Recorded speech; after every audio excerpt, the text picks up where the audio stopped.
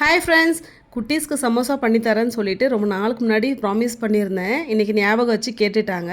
சரி ட்ரை பண்ணிவிடுவோன்னு தான் ட்ரை பண்ணியிருந்தேன். கோதுமை மாவு கூட கொஞ்சமாக ரவை ஆட் பண்ணிவிட்டு ஓமம், உப்பு, கொஞ்சம் எண்ணெய் ஆட் பண்ணி சப்பாத்தி மாவு பதத்துக்கு நல்லா பிசைஞ்சு கொஞ்சம் நேரம் ஊற வச்சுருவோம். இப்போ வந்து நம்ம ஸ்டஃபிங்க்காக கொஞ்சமாக எண்ணெய், சீரகம், வெங்காயம் தாராளமாக ஆட் பண்ணிக்கலாம். கொஞ்சம் பச்சை மிளகாய் ஆட் பண்ணி நல்லா வதக்கி விட்டுக்கலாம். நான் இன்றைக்கி எந்த வெஜிடபிள்ஸும் ஆட் பண்ண போகிறதில்ல. கொஞ்சமாக இஞ்சி பூண்டு பேஸ்ட், நம்மளுக்கு என்னென்ன மசாலா வேணுமோ ஆட் பண்ணிக்கலாம். அவளை வந்து கொஞ்சம் நேரம் ஊற வச்சுருந்தேன் கழுவிட்டு, அதையுமே ஆட் பண்ணி நல்லா கலந்து விட்டுக்கலாம். இப்போ வந்து உப்பு ஆட் பண்ணி லாஸ்ட்டில் கொத்தமல்லி தழை ஆட் பண்ணிவிட்டு நம்ம ஓரமாக வச்சிட வேண்டியது தான். எனக்கு அந்த அளவுக்குலாம் சமோசா ஷேப்பில் மடிக்க தெரியாது, இருந்தாலும் ட்ரை பண்ணியிருந்தேன்.